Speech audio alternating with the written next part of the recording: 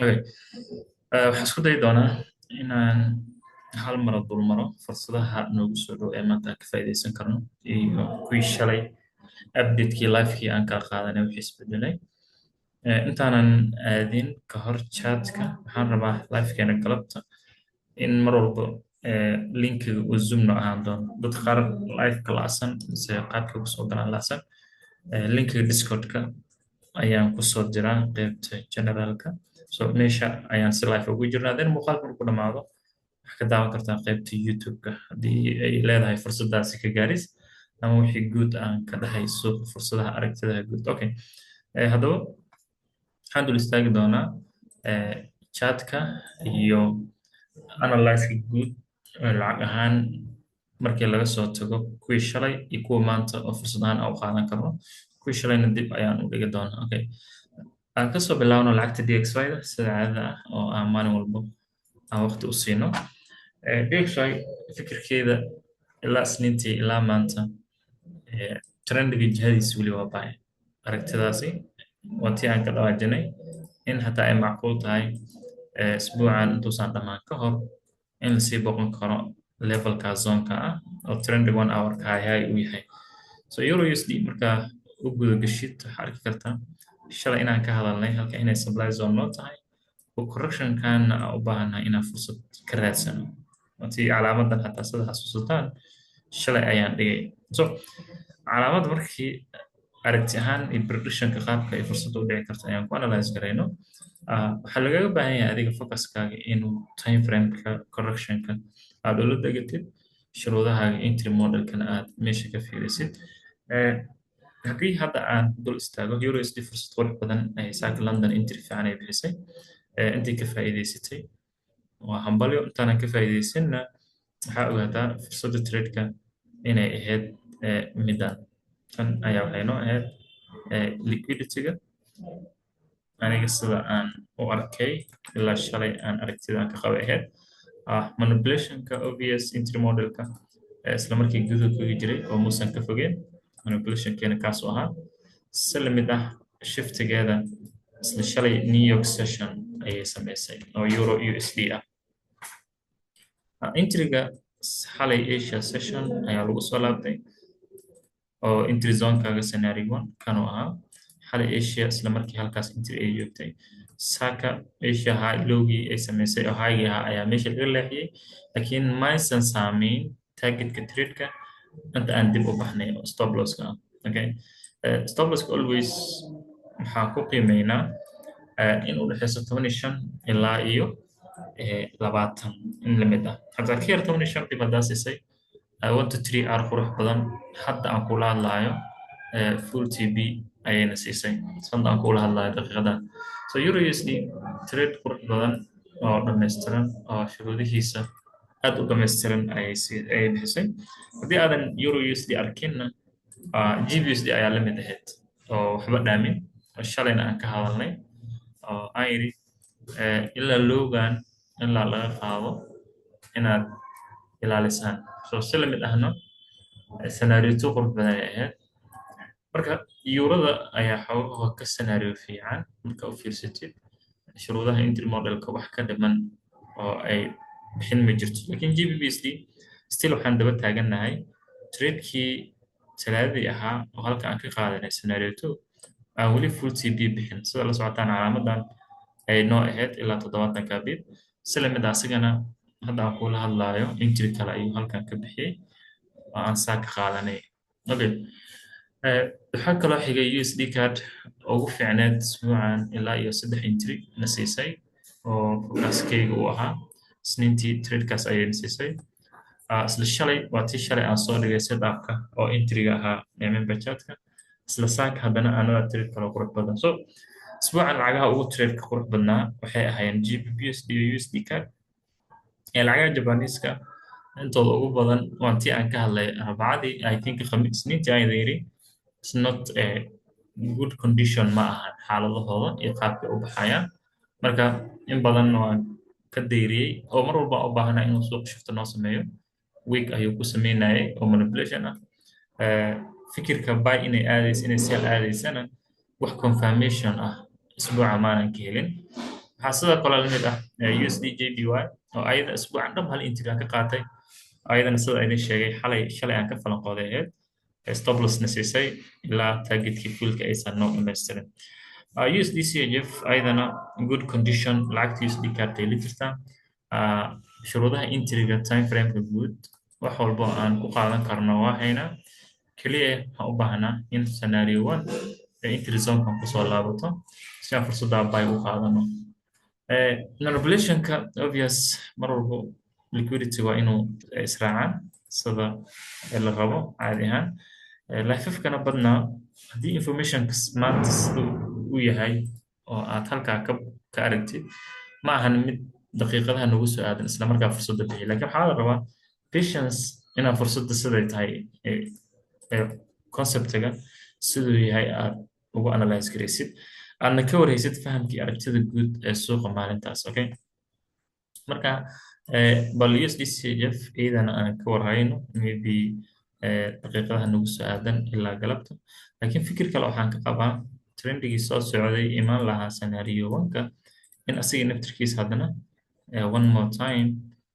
shift lagu sameeyey, taasoo marka meeshaas kalsoonideeda ay tahay inkastoo break of structure lagu fashilmay aanan rabin inaan ku degdego oo week ay noqotay.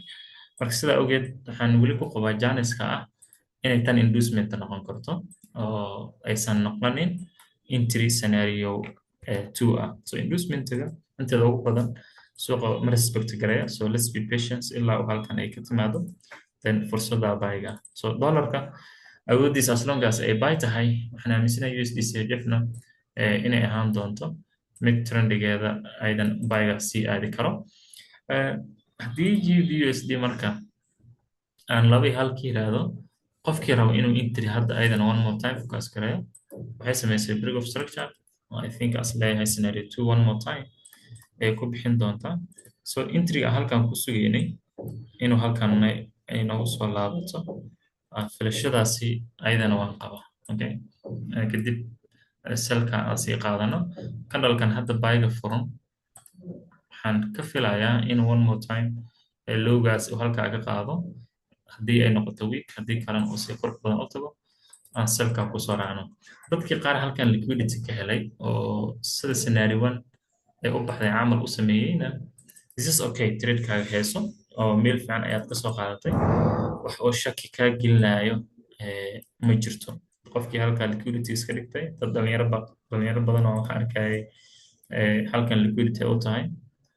kanna uu yahay manipulation. okay, kanna manipulation uu yahay. qofkii fikirkaa qabo ani ahaan waxaan qabaa waxba ha ka bixin, tradeka iska heeso. qofkan weli qaadanna oo kii daraadna ka baaqday oo haddana rabo inuu fursadda one more time execute gareeyo, ani ahaan waxaan qabi lahaa one more time ilaa iyo dhowrkan bips soo push gareyso. that's my fikirka aan qabo ilaa iyo aan ku riski gareyno 15 bipsgaas mise aan scenario 1 xataa ilaa 17 bip aan kor ka marno, bal focuskas aan bixino. maxaa kaloo kuu soo haray golda, dadkii fursadaha analyzeka guud ka qaatay shalay haddaa xasuusataan aan dhowr mar ka dhawaajiyey ahayd haddii gold aad trade garaynaysid 5 minutes 15 minuteska inaad si fiican uga warhaysid isbedbedelkooda. analyzeka guud tradekii ugu horreeyay kanuu ahaa haddii aad xasuusatid, then isla asigii ayaa wuxuu noo sameeyey 15 minute new high. okay, isla asigii wuxuu noo sameeyey halkan 15 minute new high. watii shalay live aan ku sharxay haddii aad joogtay the same concept waxaan apply garaynayaa yidhi 15 minute new high-gan wuxuu jiha cad tusayaa in trendigan uu buy aadi karo. the same way haddana 5 minute-kii markaa u fiirsatid kani wuxuu ku ahaa 5 minute low low, then another low high kale, then lower low. maxaa la joojiyey, maxaa la istaajiyey 5 minute-kii low high-ga ahaa, taasoo meeshaas ka dhigayso in 5 minute trendigiisa I think inaan la joojin. okay, hal mar one more time kan lama joojin oo uu la egyahay isla egsar waaye. so haddaa focus fiican siisidna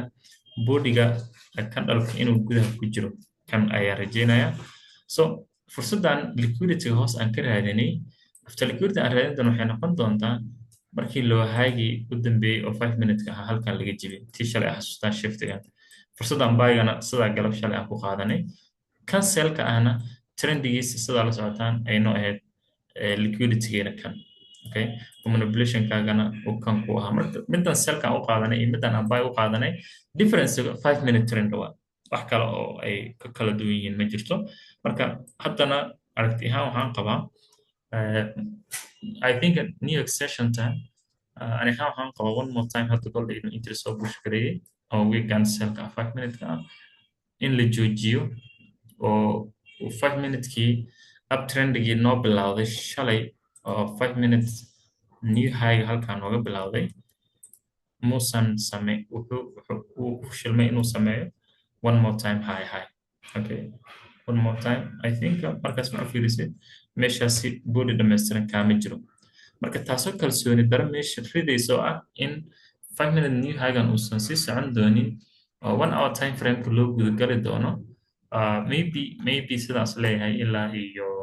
saacadaha nagu soo aadan gol in one more time selkan sii push garin doono I think fikirka noocaas ah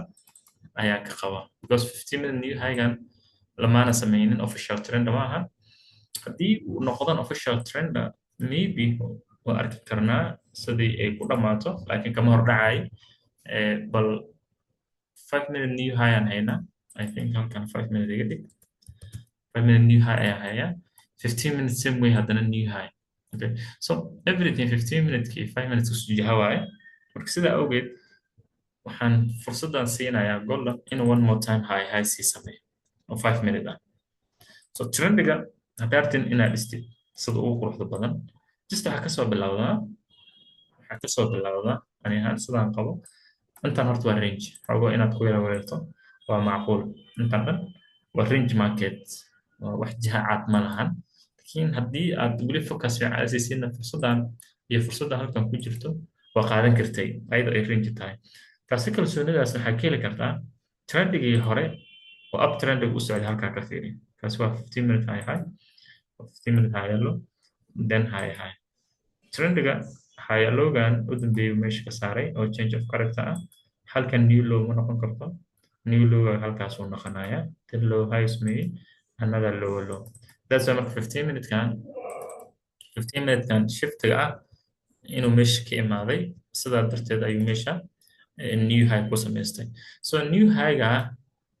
ilaa 15 minute high ka laga sameeyo haddii aadan sugi karin inkastoo gol asagaba intuu yaro dhaqaaqa ay muhiim ku tahay oo inta laga tirargelay low bipsiga inta yar u dhaqaaqa high bips uu ku dhaqaaqo 5 minute haddana u dego 5 minute waxaa garan kartaa inay meeshan low high ku jirto then low high tahay another low kale then low high one more time soo sameeyey another low kale then low high in haddana kaadi 5 minute u deganaya si aan ku fahamsiiyo let's me 15 minute new high was lahayna ilaa halkaas okay let's go to the 5 minute marka 15 minute new high meesha ku yaalay on ka qaba haddana structure-ka guud okay kana waa 15 minute new high yes was la garanay inta aan range-gan la soo galin halka waxaa yaala marka 5 minute trend 5 minute high halkan ku jiro 5 minute high low then one more time high oo halkan ku yaala jiro candle hal xabs ma noqonayo range laakiin kana isku day inuu noqdo one more time kana high low kana high meeshan candle yar waxaa ku jiro marka kala bixinayo markaas waxaan soo dhaweysay suuqa oo ku cadaynaya inay meeshan tahay break of structure okay so high low 5 minute haddana waxaa laga soo jibiyay halkan taasoo marka halkan ka dhigayso calaamadan aan isticmaalayso fawrac taasoo marka halkan ka dhigayso 5 minutes new low then correction another 5 minute low kale 5 minute low high-gaagii halkan yaalay haddana oo lagu guuldareystay in change of character lagu sameeyo waa la buush gareeyay of course laakiin lamada jibin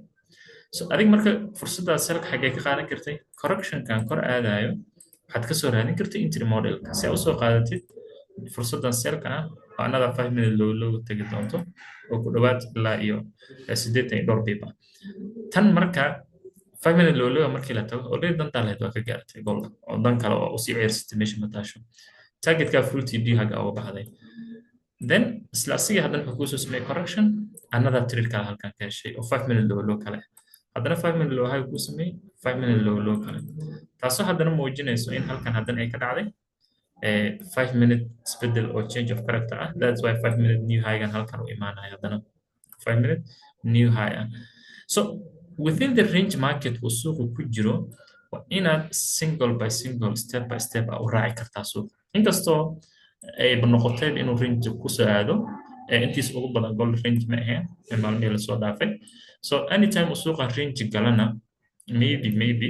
this a big move soo socda oo big move ayada maybe ku noqon karaa mid kor aada wax oo update oo adiga ka hor dhici kartid ma jiraan unless trendiga 15 minute new high lasii sameeyo taas kalsoonidaasi waa macquul haddii 15 minute new high lasii sameyn waayana aniga waxaan qabaa golda jihadiis ugu badan in one more time sell aadi karo oo imbalance lasii buuxin karo maybe galabta ha noqoto beri ha noqoto next week ha noqoto I have no idea laakiin in one more time sell lasii buushi karan doono maadaama 1 hour trendigaaga jihadiisa dhan ay tahay 1 hour new low marka gold 1 hour time frame inaad jihada guud ogaatid high time frame ay ku noqoto 15 minute iyo 5 minute shuruudaha intii aad raasatid it's gonna be a good idea haddii aad leedahay risk management fiican laakiin GBPUSD aan fikirkeena aan waqti fiican siino si aysan u noqon mid aan ilowno GBPUSD aan ka warhayno si la mid ahna USD CHF ayadana aan ka warhayno halkan baaha ka qaadan ogaada ilaa uu suuq bari structure ka sameeyo kadib scenario 2 waa ay ku noqon kartaa ilaa iyo halkaas ayaa u baxaya life good haddii ay wax soo kordhaana caadi ahaan waxaa idinkala soo socodsiin doonaa qaybta discordka wixii concept interview asalaamu calaykum waraxmatullahi